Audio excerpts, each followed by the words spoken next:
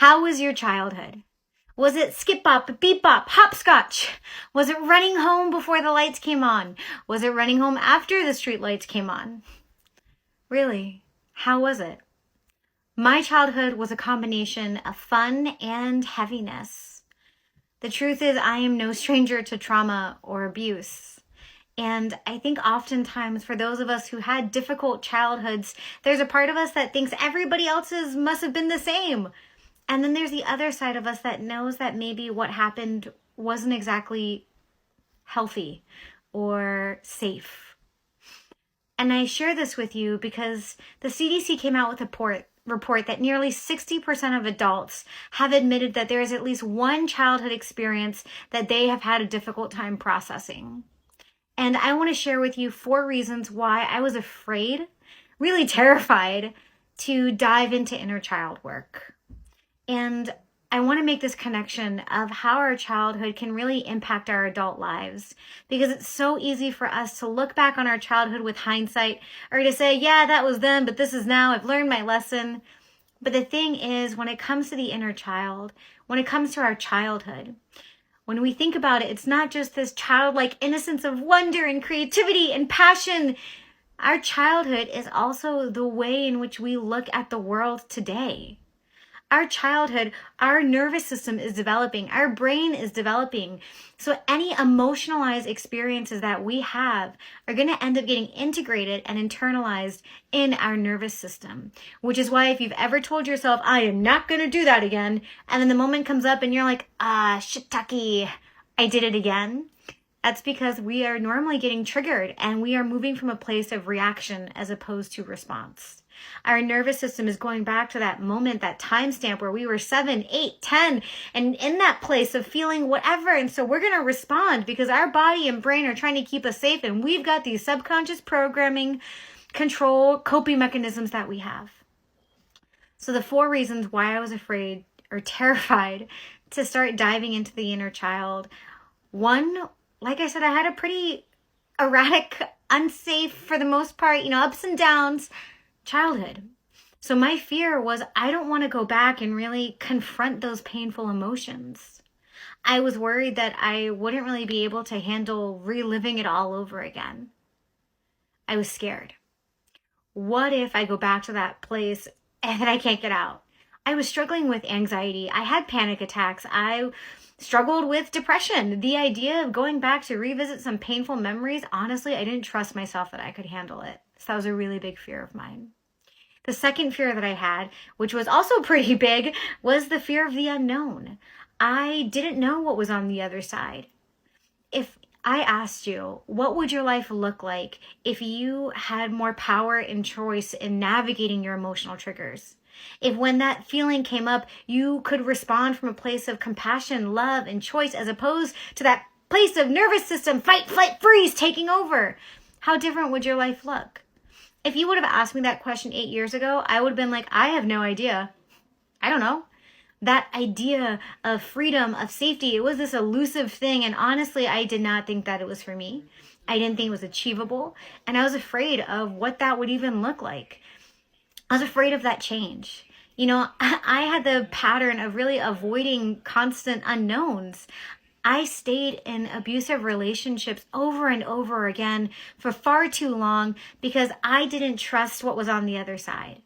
I knew that template of abuse. At least I could predict what was going to happen, and I had some control in that area. I was also afraid to get out of those relationships because, again, that change, the unknown. What would it be like? And then maybe I would find a safe, loving partner, and then they'd be bringing me flowers and validation and affirmation, and I would be like, nope, I don't trust you. This is weird. If anybody relates to that, take a breath. You're not alone. The other fear that I had really going into that was this fear of losing control. What if this happens and I go back to this painful experience and then I can't control myself? I really struggled with anger and blame and guilt. And like I said, I was a reactive person. So there was a part of me that's like, what if these things come up and I can't control it? I can't control my response. What if I end up being vulnerable? Oh gosh, people are going to look at me and think that I'm weak. They're going to see me as a target. oh my gosh, if I can't control my vulnerability, what's going to happen? If I can't control those emotions, am I going to get depressed again? Am I going to go into a panic attack? What's going to happen? Take a breath.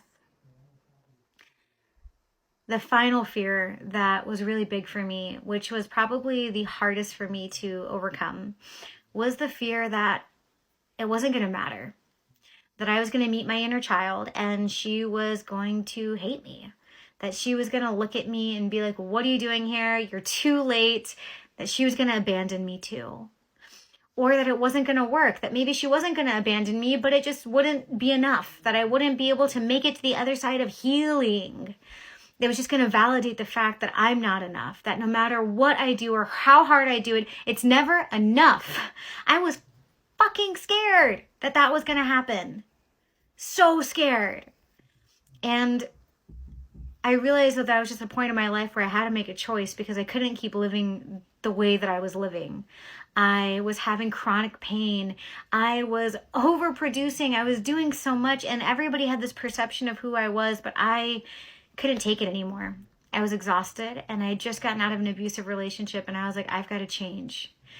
And so I did. I dove headfirst into inner child work and really overcoming trauma. But it was inner child work that gave me that big pivot, that gave me that shift, because I was able to go back and help her. Help that little Desi who is stuck in that time, that moment of feeling not enough, of feeling trapped, of feeling scared and caged and all of those things. I got to go back and save her. And that was huge. I really started to shift the energy that was in my body around these experiences. I moved away from the mentality that everything happens to me and I can't control it, to I'm an active participant in my life. Bad things are going to happen because that's unfortunately part of the human experience, but that doesn't mean that I have to carry them with me throughout my life. I don't have to take every moment of trauma, of abuse, of being told I'm not enough, of being dismissed. I don't have to carry all of that. I get to put it down. My inner child, little Desi, doesn't have to carry that. She gets to put it down and I get to help her. I'm sharing this with you because I know that it's scary, especially if you've had a difficult childhood, but I want you to know that it's possible. It's possible to be there for yourself, to learn how to build your self-worth and navigate these emotional triggers so you can have more power and choice in all of life's challenges and adventures. It is possible. It's possible to live a life that you love and deserve, even if you have no idea what that life looks like. Just know that you are not alone wherever you are on your journey of healing and expansion. And if any of this resonates and you want more support, join me Thursday, March 16th for my free event, Ladies, You Are Enough. I'll be sharing 3 ways to really embrace your inner child so you can heal self-worth, break away from old patterns, decrease your self-sabotage, and really navigate your emotional triggers from a place of joy. I've got your back, and I hope to see you Thursday. I am sending you so much love and so much light. Bye.